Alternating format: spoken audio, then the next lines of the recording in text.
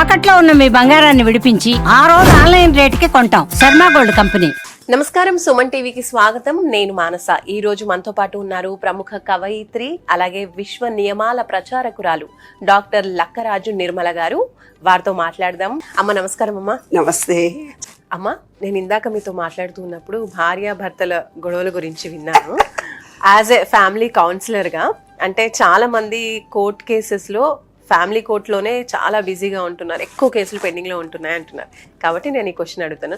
Peak stage ఇంకా మేము కలిసి ఉండలేము, మాకు విడాకులే కావాలి అనుకున్నటువంటి భార్యాభర్తలకి కూడా మీరు కౌన్సిలింగ్ కొంతసేపు మాట్లాడితే వాళ్ళు చక్కగా మళ్ళీ కలిసిపోవడం జరిగిందా అంటున్నారు. అది ఎలా సాధ్యం? అసలు ఇంకా మేము కలవం అనుకున్న వాళ్ళకి మీరు ఏం చెప్తారమ్మా?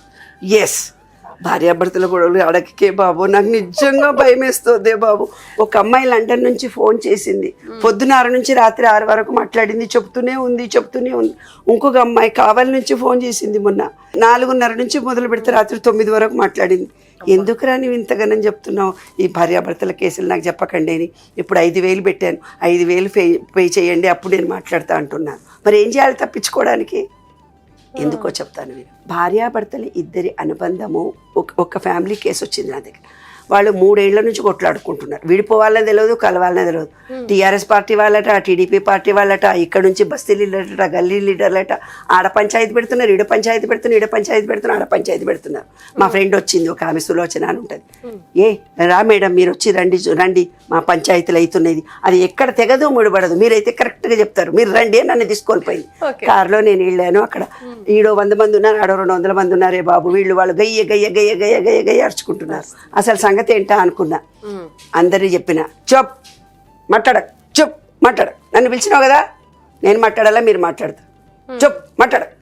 వీడు గయ్యమంటే వాడు ఇంకోడు అంటుండే, వాళ్ళల్లో ఇంకోడు అసలు ఒకళ్ళకొకడు అన్యోన్యత లేకుండా మాట్లాడుకుంటాడు. వీడేం చెప్పిండు, వాడికి అర్థమవుతుంది, వాడేం చెప్పిండు, చెప్పన్నా. అందరు నోరు మూసుకున్నా. అబ్బాయిని దగ్గరికి పిలుచుకున్నా, అడిగాను విషయం. అమ్మాయిని దగ్గరికి పిలుచుకున్న విషయం అడిగాను. ఇప్పుడు నువ్వు క్వశ్చన్ అడిగిన లోపల వాళ్ళ సంసారం సెటిల్ అయిపోయిందా? యాదగిరిగుట్టలో ఉంటారు వాళ్ళు. యాదగిరిగుట్టలో ఉండే చారి గారని నన్ను పిలిచారు ఆ రోజు. ఇప్పుడు కూడా నమస్తే అమ్మా, జడ్జి గారు నమస్తే, ఇట్లా మొహం చూసి చెప్పేస్తారమ్మా. అట్లా ఇట్లుంది మీ వాక్కుకి అంత శక్తి ఎట్లుంది. అట్లా 45 ఏళ్ళుగా ఫ్యామిలీ కౌన్సిలర్, హైకోర్టులో 10 years లోక్ అదాలత్ మెంబర్ని, ఆత్మీయ మహిళా మండలి, అవా కేర్ ఫౌండేషన్ తరఫున 1000 కేసులు, కోట్ల కేసులు సాల్వ్ చేసిన ఇప్పటిదాకా. అంతమందిని కలిపారు. కలపడం మాత్రమే చేశాను. విడగొట్టడం అనే దానికి ఛాయిస్ ఇస్తాను. ఎందుకు ఛాయిస్ ఇస్తాను తెలిసిన? నేను అడిగేది ఒకటే ఒక క్వశ్చన్ ఈజీగా. శారీరకంగా మీ ఇద్దరికి సాటిస్ఫాక్షన్ ఉందా లేదా? శారీరకంగా ఎప్పుడైతే సాటిస్ఫాక్షన్ లేదో, కోరిక తీరదో, ఈమెకు వల్ల ఆయనకు, ఆయన వల్ల ఈమెకు షాడిస్ట్ మెంటాలిటీ పెరుగుతుంది. మీ వాళ్ళు చీరలు పెట్టలేదంటాడు, ఆ చీరలు పెట్టడం కాదు క్వశ్చను, ఇది శారీరకంగా సంతోష పెట్టట్లేదు అమ్మాయి, అది కారణం ఉంటుంది. శారీరకంగా ఇద్దరిలో అన్యోన్యత కలిసిపోయి కలిసికట్టుగా ఉండాలని వీడికి అనిపించి వాడికి అనిపిస్తే ఈ మధ్యలో ఉండేవన్నీ డ్రామాలే. ఎవరు ఆపలేరు.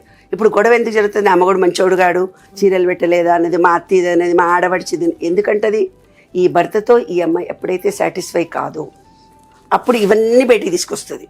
ఈ విషయం చెప్పకుండా కారణాలు వేరే చూపిస్తారు.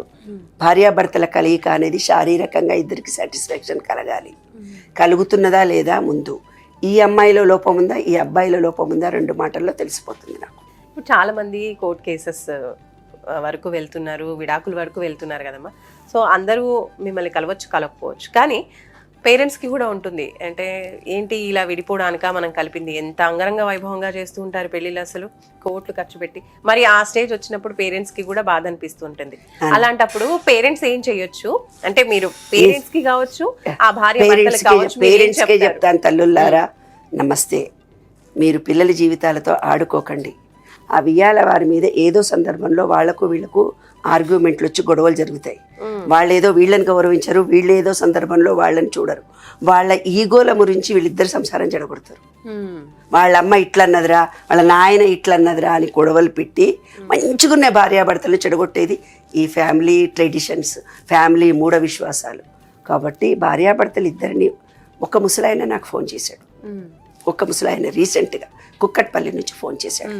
ఫోన్ చేసి మా అమ్మాయి అల్లుడి విషయం మీతో మాట్లాడాలి మేడం, విడిపోతారంట, వచ్చారు నా కొడుకు కోడలు, వాళ్ళు విడిపోవడానికి నేను వెళ్ళి మాట్లాడొచ్చానంటే ఎంత వయసు నీ కొడుకుకు అని నేను అడిగాను. 45 సంవత్సరాలు అన్నాడు. ఎన్నాళ్ళు కాపురం చేశారు అంటే 10 ఏళ్ళు కాపురం చేశారు అని అన్నాడు. అసలు నీ వయసు ఎంత అని అడిగాను. ఆయన 60 70 చెప్పాడు. అసలు నీకెందుకయ్యా, నీ మానాన్ని నీ ఊరుకోరాదు, రేపే నీ కొడుకు వచ్చి అంటాడు మేము మంచిగానే ఉంటుంటున్నా ఆయన, నీవన్నా నాకు బుద్ధి చెప్పొద్దా, రేపు ఆ పిల్లనే అంటుంది మా మామ వచ్చి చెడగొట్టిండు కానీ లేకపోతే మా ఆయన మంచోడే, కలిసిపోతుంటాం కదా. ఎందుకంటే కాలం ఎప్పుడు ఒక తీరు ఉండదు, ఆలోచన భావాలు ఒక తీరు ఉండదు.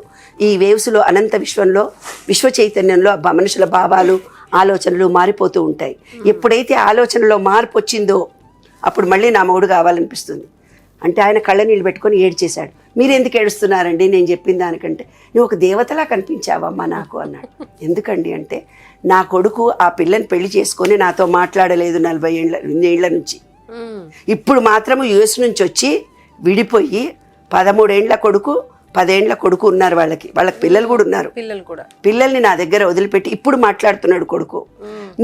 నేను నా కొడుకు నాతో మాట్లాడలేదు ఇన్ని రోజులనే బాధ నా మనసులో ఉంది. నువ్వు ఎంత మంచి మాట చెప్పావమ్మా, నాకు భార్య లేదు, నువ్వు ఒక తల్లిలాగా నాకు ఒక మంచి మాట చెప్పావు, అందుకని ఏడుపు వచ్చిందమ్మా. కొడుకు మాట్లాడుతుంటే నేను మురిసిపోయాను, కానీ వాడి ఆంతర్యంలో రేపు ఇలా క్వశ్చన్ వేస్తాడని నాకు తెలియదు. నిన్ననే ఆ అమ్మాయి ఇంటికి వెళ్ళి విడాకులు కావాలని చెప్పొచ్చాను. సారీ చెప్పొస్తానమ్మా అమ్మాయికి, మీ విషయం మీరే చూసుకోండి, నేను ఇన్వాల్వ్ కానని. కాబట్టి నాన్న, సమయానుకూలంగా సందర్భానుకూలంగా మనం ఎవరికైతే మంచి చేస్తామో ఈ విశ్వం మనకి ఎప్పుడు మంచి చేస్తుంది.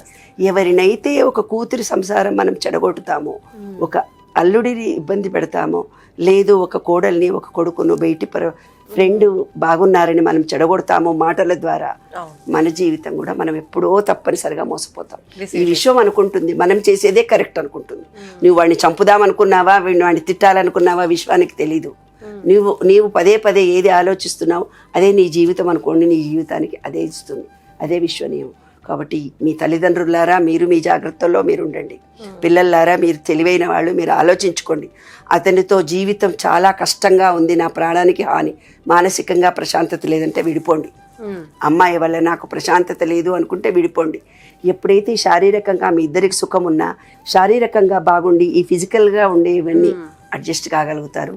అవన్నీ యాదృశ్చికంగా ఈ పెట్టుబడులు, వీళ్ళ డబ్బులు అనేది సమస్యే కాదు నాన్న. శారీరకంగా ఒకరితో ఒకటి కమ్యూనికేషన్ ఎలా అవుతున్నారనేది ముఖ్యం. ఆ స్కిల్ లేకుంటేనే విడిపోతారు. రైట్ అమ్మా, థ్యాంక్ యూ.